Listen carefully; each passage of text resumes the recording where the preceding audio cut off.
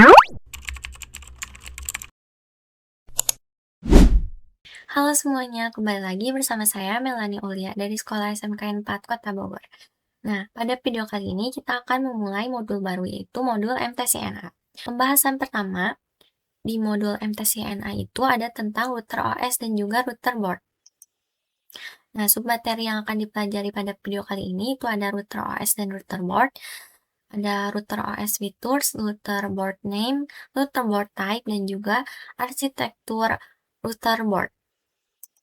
Nah, sebelumnya pertama-tama kita perlu mengetahui apa itu Mikrotik. Nah, Mikrotik itu adalah sebuah perusahaan yang berbasis di Latvia yang didirikan pada tahun 1996. Perusahaan ini mengembangkan perangkat keras yaitu hardware dan juga perangkat lunak atau software yang digunakan untuk mengelola jaringan komputer. Nah, di Mikrotik ini itu ada software dan juga hardware. Nah, software di Mikrotik itu disebut dengan router OS, sementara hardware di Mikrotik itu disebut dengan router board. Nah, di sini itu ada router OS atau perangkat lunak dari Mikrotik, yaitu sistem operasi yang digunakan oleh perangkat Mikrotik atau router board. Jadi di sini itu router OS di sini itu sebagai sistem dari Mikrotik. Dapat diinstal di PC atau sebagai virtual machine. Nah, jadi ketika kita tidak mempunyai perangkat aslinya atau real device, kita bisa menggunakan simulasi atau virtual machine. Jadi tidak menggunakan perangkat fisiknya. Nah, Mikrotik Router OS di sini juga berdiri sendiri dengan operasi sistem berbasis Linux 3.3.5 kernel. Lalu di sini itu ada Mikrotik Router Board. Nah, router board di sini itu merupakan perangkat keras dari Mikrotik atau hardware dari Mikrotiknya. Dibuat untuk menjalankan sistem operasi router OS. Jadi, ketika kita ingin mengkonfigurasi atau menjalankan sistem operasi itu ada di router OS, sementara router board merupakan perangkat atau hardware dari Mikrotiknya. Nah, di sini segala fitur bisa terdapat pada satu perangkat ataupun dapat diperuntukkan khusus sesuai kategorinya. Jadi router board itu memang ada yang satu perangkat mencakup sebagai router, switch, dan lain-lain. Ada juga yang dikategorikan khusus atau perangkatnya itu diperuntukkan khusus untuk misalnya router doang ataupun switch doang dan yang lain-lain. Nah, di sini juga tersedia mulai dari low end sampai dengan high end router atau dari yang mulai rumahan sampai ke yang perusahaan-perusahaan besar. Nah, jadi kesimpulannya Mikrotik router board dengan Mikrotik router OS itu saling berhubungan. Intinya router board itu sebagai hardware dari Mikrotik, sementara router OS itu sebagai software dari Mikrotik. Nah, selanjutnya itu ada router OS features. Nah, jadi di sini itu ada fitur-fitur router OS yang bisa kita gunakan. Nah, jadi di sini itu ada support wireless network, yaitu mendukung jaringan WiFi dengan standar yaitu 802.11a, B, G, N, atau AC.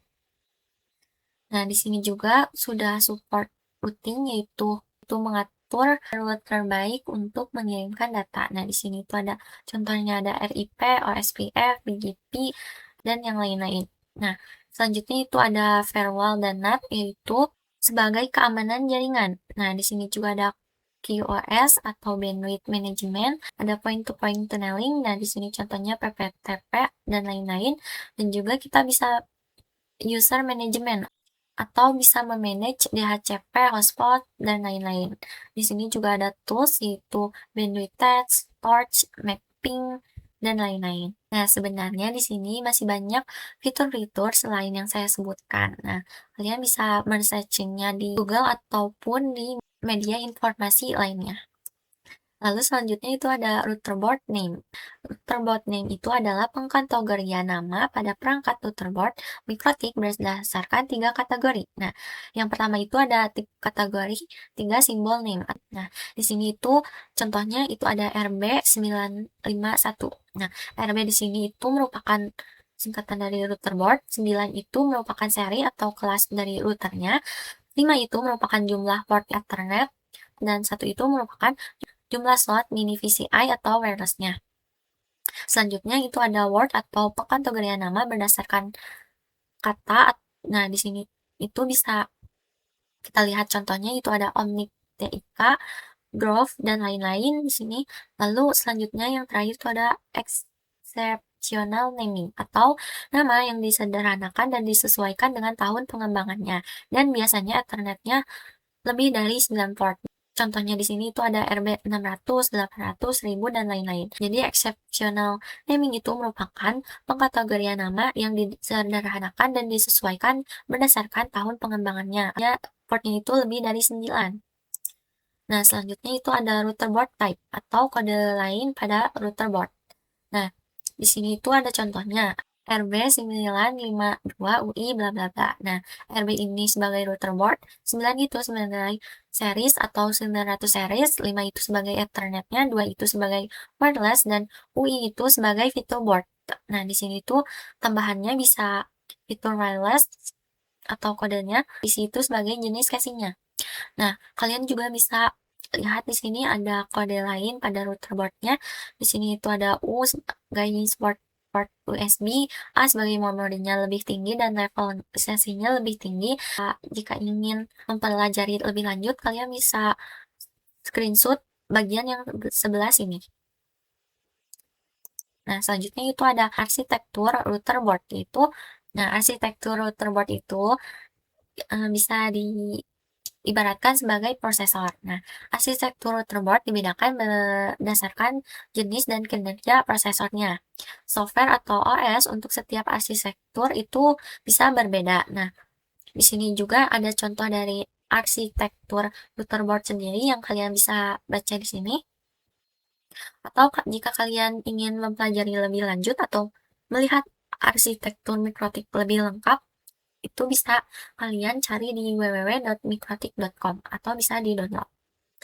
Nah, di sini juga bisa di screenshot jika kalian ingin mempelajarinya lebih lanjut. Nah, mungkin begitu saja yang dapat saya sampaikan, kurang lebihnya mohon maaf.